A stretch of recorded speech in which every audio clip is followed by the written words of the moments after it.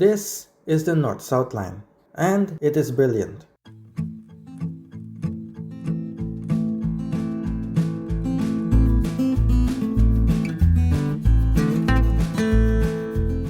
This line stretches from Lebak Bulus to Bundaran HI and has a length of 15.7 kilometers. It follows Tebisima Tupang East for a while before making a sharp turn into RS Fatmawati Raya until Blok M. It dives underground this statue and stays underground along Sudirman Tamrin, where it terminates at Bundaran HI. This whole journey takes about half an hour. This line runs on 1067mm narrow gauge track on 1500 volts DC overhead wires and has a top speed of 80 km per hour on the elevated sections and 100 km per hour on underground sections, though I can't confirm the latter since GPS speedometers do not work underground. The trains on this line are Japanese-built Nippon Sharyo MRT J1000 series, though also called Ratanga. They are 6 cars or 118 meters long and 2.95 meters wide, which makes them the widest trains in the entire Greater Jakarta rail network. They have a top speed of 100 km per hour and a capacity of between 1200 to 1800 people. MRT Jakarta has 16 train sets, 2 of them being spares. The system runs every day from 5 am to 12 midnight on weekdays and 6 am to 12 midnight on weekends, with frequencies every 10 minutes off-peak and on weekends. Frequencies go up to every 5 minutes at rush hour. Also, recording this video is slightly expensive because MRT Jakarta fares range from 3,000 to 14,000 rupiah, and it is based on distance travel. You can pay via prepaid card, payment card, Jaklingko card, or digital wallet. Personally, I use Flash. Now, let's talk stations. Lebak Bulus is the southern terminus of the North-South line, and here is where you find where the trains sleep.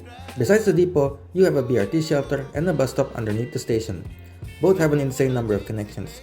Here you have Corridor 8, lines S21, S22, 6H, 7A, and D21. There's also multiple weekday rush hour only services like Royal Trans and GR Connection and 3 Microtrans lines. Further west, you have multiple Angkot lines, airport and intercity buses. Within an 800 or 10-minute walk, you have a dead supermarket with parking space and Point Mall and apartment. This place also has a bit of history. The depot used to be a stadium where Metallica played in 1993 and it didn't go too well for the surrounding area. The station itself also used to be called Lebak Bulus Grab. Transit agencies in Greater Jakarta earn extra revenue from selling naming rights. Next we have Fatmawati. Nearby is Fatmawati Hospital, Cilandak Town Square Mall, and Prasetya Mulia University. When it comes to transit connections, you've got the 7A and D21, which run all day, and the S12 and S31, which only run at rush hour. From here, the line makes a tight turn to Cipete Raya Tuku. Yes, it is sponsored by that coffee shop. Nearby, you've got Lotte Mart Fatmawati and Urban Forest Cipete, a small urban park with some not so cheap food options and occasional events. When it comes to transit, you've got the 1E and Jak 95. Now, I have noticed a slight issue. It seems that while the buses do stop there, some of the Microtrans drivers seem to have not got the memo and didn't go to this small side street to stop. Haji Nawi also has access to the 1E and 2 Microtrans lines. Nearby is a hospital and a government office. Moving north, we have Blok A. Here you can transfer to the 1E, 6T, and Jak 102. Nearby is a hotel and a convention center. So far, all stations have 2 side platforms and 2 tracks. This one has 3 tracks and 2 island platforms. Blok M is not only the largest MRT station, it's also directly connected to Plaza Blok M and the Literacy Park where Transport for Jakarta occasionally does meetups. 300 meters east, you have Blok M Square Mall and Blok M Terminal. When it comes to transit connections, the bus stop underneath the station serves S21 buses bound for Ciputat. There's also GR Connection buses here, but I never use them so I can't confirm if they stop there. The bus stop next to Taman Literasi has more options. It is served by the 1E, 1Q, 8E, S21, and 2 Microtrans lines. It also provides great views of buses entering Blok M Terminal. Speaking of which, Blok M Terminal is the terminus of Corridor 1 and a bunch of lines that pretty much go everywhere. About 600 meters north, you have ASEAN, which is located right next to multiple government offices and block space and the ASEAN Secretariat building. ASEAN MRT station is part of the CFC complex, connecting said MRT station to 4 BRT shelters. ASEAN is located to the east side of the complex and serves northbound buses for Line 1 and 6M, and eastbound buses for 6V buses. Kejaksaan Agung is located on the south side of the complex. Lines 1, 6M, 6N, 7B, and 8D stop here before entering and terminating in Blok M Terminal. Meanwhile, the 4K terminates here instead of Blok M Terminal, and 8E buses from Blok M Terminal stop here before going back to Bintaro.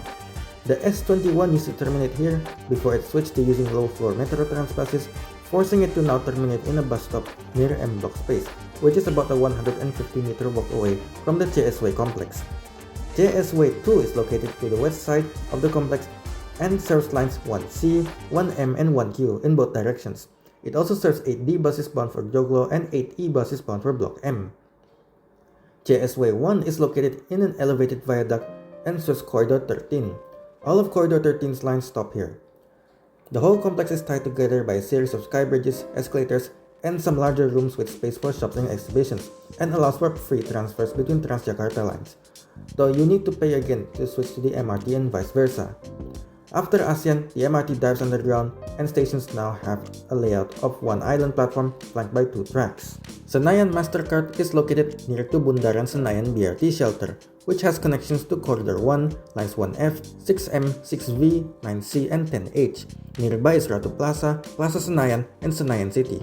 FX Sudirman is a 10-minute walk away. Next we have Istora Mandiri, located between Senayan Bank DKI and Polda Metro Jaya BRT shelter, though it is closer to the latter. Senayan Bank DKI has all the lines that also serves Bundaran Senayan with the addition of the 3F. Meanwhile, Polda Metro Jaya is only served by Corridor 1.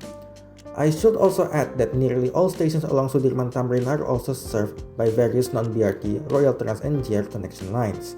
Istora Mandiri is located nearby to GBK Sports Complex, Pacific Place Mall, and Jakarta Metropolitan Police Headquarters. Next we have Bendungan Hilir, often shortened to Ben Hill, located between Ben Hill and Karet BRT shelters, the former only serving Corridor 1, while the latter also serving the 1B and 6B. This place is mostly office buildings. Atmajaya University and the recently renovated Lipo Mall Nusantara, formerly Plaza Semanggi, are located nearby. Setiabudi Astra is next, located between Karet and Duku Atas BRT shelters, both serving the same line mentioned before. This place is also mostly offices, with City Walk Sudirman Mall nearby. Moving north, we have Duku Atas BNI, part of the Duku Atas interchange area, though admittedly, this one isn't very well executed with many long walks. Here your transit options include Sudirman and Sudirman Baru stations, both serving the Cikarang line, and Sudirman Baru also serving the airport train. I'd say Sudirman Station has easier access, though it is also overcrowded. Sudirman Station is connected via Skybridge to LRT Jabodebek, which is also connected via another skybridge, albeit a less nice one, to Duku Atas BRT shelter. Tosari BRT shelter is within walking distance to the MRT. The latest addition to the Duku Atas area is the Transport Hub. It serves 2 non-BRT lines, being the 1B and 2Q. Now, this has the positive effect of giving people in areas not well served by mainline BRT lines better access to Sudirman Station. The downside is that the 1B now makes a convoluted loop, increasing travel times for those wanting to go from Tosari to Palmera, which is kind of a problem since Tosari is right next to Grand Indonesia. There's a reason why it's basically stopped using the 1B. At some point in the future, LRT Jakarta, the one with the 2-car trains, will be extended here in Phase 1C. Bundaran HI Bank DKI is the northern terminus of the North-South line, and it is located right next to Plaza Indonesia.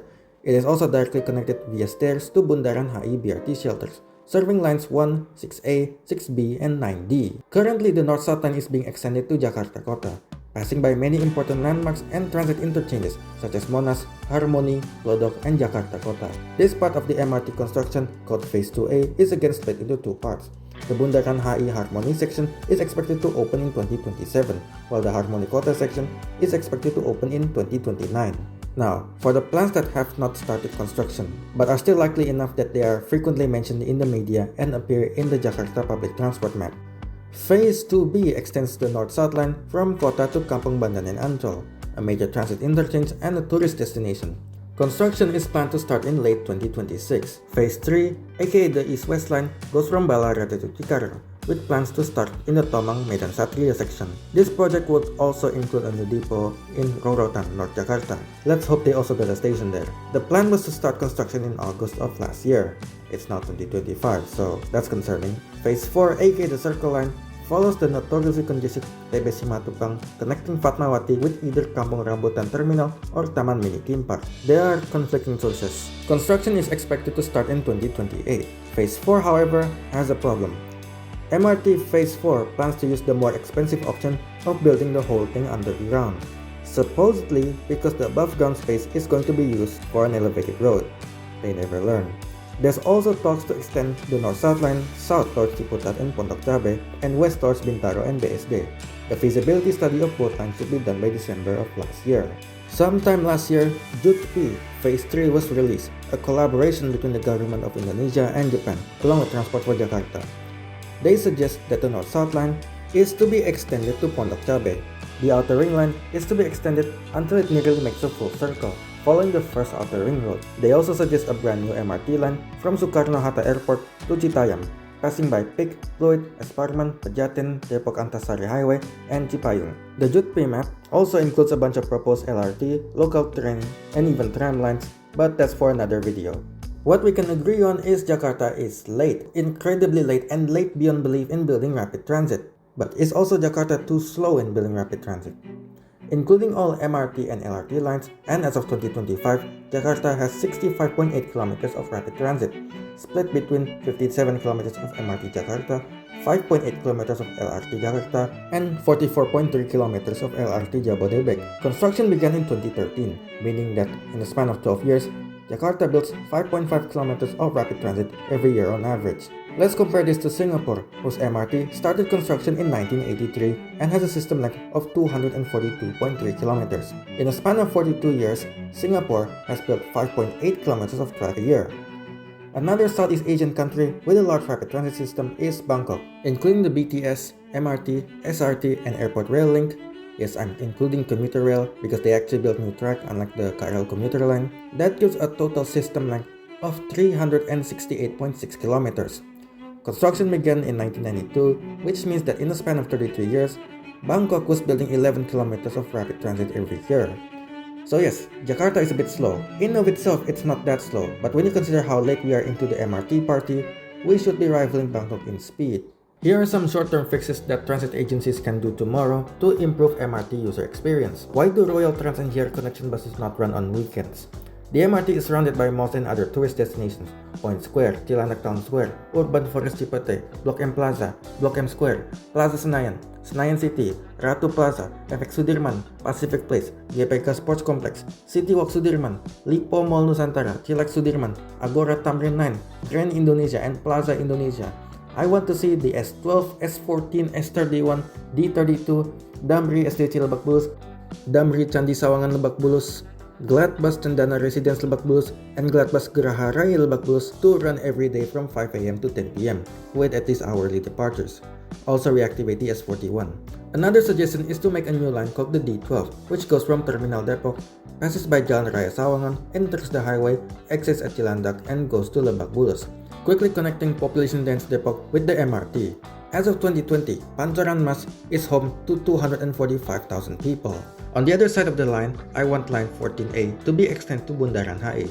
This should hopefully funnel more people into the MRT, which brings to my next suggestion. The MRT is pretty crowded on weekends. One might consider increasing weekend frequencies to once every 6 to 8 minutes. Currently, with 10-minute frequencies of peak, people tend to use Transjakarta Corridor 1 since it's cheaper and faster for shorter trips, considering buses often come every couple of minutes. So overall, this line still deserves S tier. The question now is, how do we give more people S tier transit quickly?